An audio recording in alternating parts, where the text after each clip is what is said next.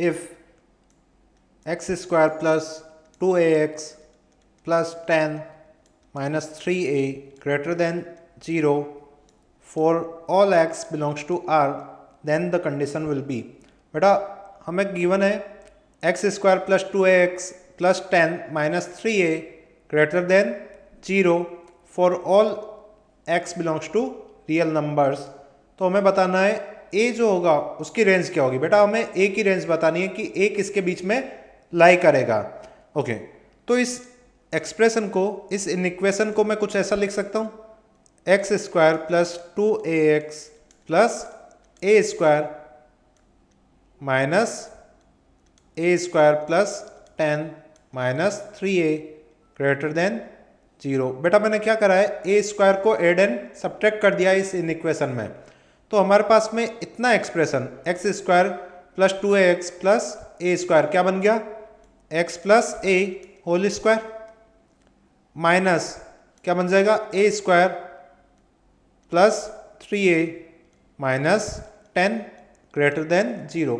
अब बेटा अगर मैं देखूं x प्लस a, बेटा x और a दोनों क्या है मेरे पास में कुछ रियल क्वांटिटीज है, तो x plus a whole square क्या होगा, एक रियल वैल्यू होगी और पॉजिटिव वैल्यू होगी।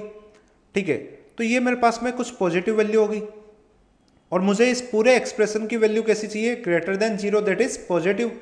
और यहाँ पे हमारे पास में साइन आ रहा है नेगेटिव, तो मैं कह सकता हूँ कि a square plus 3a minus 10 जब मेरे पास में less than 0 that is negative होगा, तो बेटा नेगेटिव और नेगेटिव साइन क्या बन जाएंगे मेरे पास में, पॉजिटिव। तो ये पूरा का पूरा एक्सप्रेशन मेरे पास में हो जाएगा positive. So I can say a square plus 3a minus 10 less than 0। तो यहां से मेरे पास में क्या कंक्लूजन निकल रहा है, a plus 5 and a minus 2 less than 0।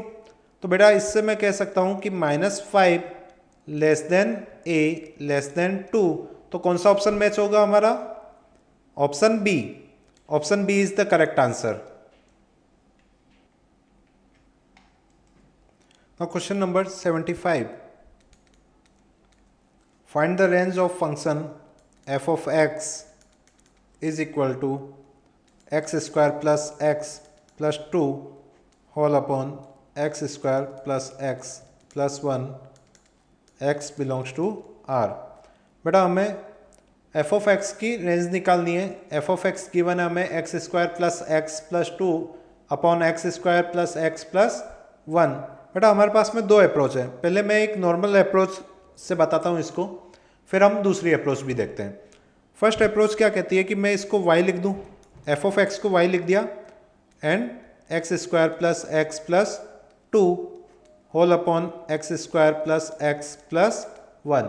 Okay, now इसको क्रॉस मल्टीप्लाई कर देता हूँ मैं y के साथ में, तो हमारे पास में कुछ ऐसा एक्सप्रेशन बन जाएगा, x square 1 minus y plus x 1 minus y plus 2 minus y is equal to 0। अब बेटा इस इक्वेशन के रियल रूट्स या फिर मैं कहूँ कि इसके जो सॉल्यूशंस आए वो रियल हो, उसके लिए क्या कंडीशन होगी कि इसका डिस्क्रिमिनेंट क्या हो मेरे पास में, ग्रेटर देन और इक्वल टू 0। तो बेटा हम इसके डिस्क्रिमिनेंट की बात करते हैं, d greater than equal to 0, that is b square minus 4ac greater than और इक्वल टू 0। तो b क्या है हमारे पास में 1 minus y, that is 1 minus y whole square minus 4 times 1 minus y 2 minus y greater than और equal to 0। अब बेटा इसको अगर मैं एक्सपांड करता हूँ तो मेरे पास में कुछ ऐसी वैल्यू आएगी 1 plus Y square minus 2y। और अगर मैं यहाँ पे देखता तो मेरे पास में कुछ ऐसी वैल्यू आएगी minus of 4y square plus 12y minus 8 greater than और इक्वल टू 0। सो इसको सिंप्लीफाई करके हम क्या लिख सकते हैं, minus of 3y square plus 10y minus 7 greater than और equal to 0, that is 3y square minus 10y plus 7 less than और इक्वल टू 0। बेटा मैंने पूरी इन इक्वेशन को माइनस साइन के साथ में मल्टीप्लाई करा तो हमारे पास में इन इक्वेशन का साइन क्या हो गया है, चेंज हो गया है। तो अब मैं लिख सकता हूँ इसको y minus 1 and y minus 7/3 less than और इक्वल टू 0, तो बेटा हमारे पास में यहाँ से कुछ ऐसा एक्सप्रेशन आ गया है 1 लेस देन और equal to y less than और इक्वल टू 7/3।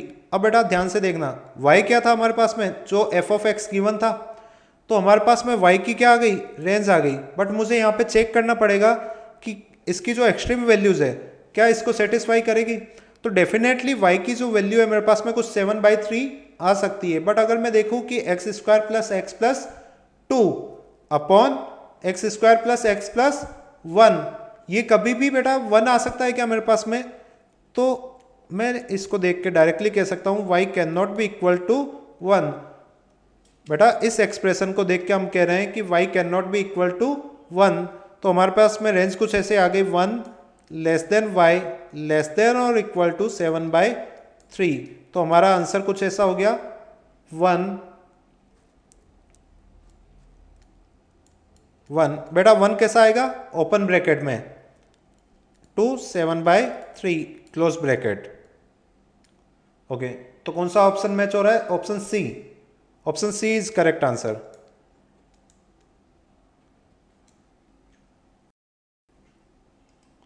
बेटा अब हम क्वेश्चन नंबर 75 का अल्टर मेथड देखते हैं। ठीक है, गिवन था हमें y is equal to x square plus x plus 2 upon x square plus x plus 1। तो बेटा मैं इसको कुछ ऐसा लिख सकता हूँ 1 plus 1 upon x square plus x plus 1। बेटा जब मैं एलसीएम लूंगा तो वापस मेरे पास में ये एक्सप्रेशन बन जाएगा। तो बेटा अगर मैं इसको देखूं तो ये कुछ ऐसा बन जाएगा 1 plus 1 upon x square plus x plus 1/4 plus 3/4। बेटा 1 को मैं ब्रेक कर सकता हूँ 1/4 प्लस 3/4 में, तो डेफिनेटली मेरे पास में कुछ ऐसा बन गया x square plus x plus 1/4 that is x plus 1/2 whole square plus 3/4। और अगर मैं इस पूरे एक्सप्रेशन को देखूं बेटा, इस पूरे एक्सप्रेशन को अगर मैं देखता हूं तो मेरे पास में इसकी वैल्यू जो होगी वो क्या होगी, ग्रेटर देन 1, क्योंकि बेटा ये क्या है 1 प्लस कुछ रियल वैल्यूज। ठीक है, तो ये डेफिनेटली मेरे पास में क्या हो गया, ग्रेटर देन 1। तो बेटा हमारे पास में एक लिमिटिंग केस आ गया y के लिए कि y की वैल्यू जो है मेरे पास में वो क्या होगी, ग्रेटर देन 1। ठीक है, अब हम फर्दर बात करते हैं।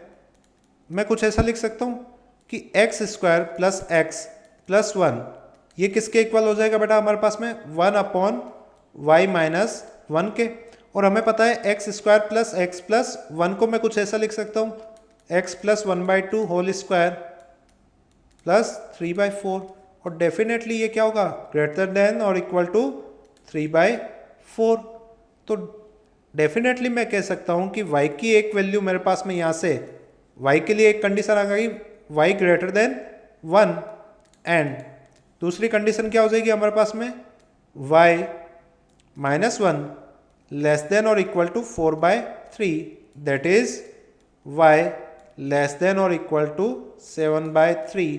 तो हमारे पास में फाइनल कंडीशन आ गई है 1 less than y less than और equal to 7/3। So option C, question number 75 option C is correct answer.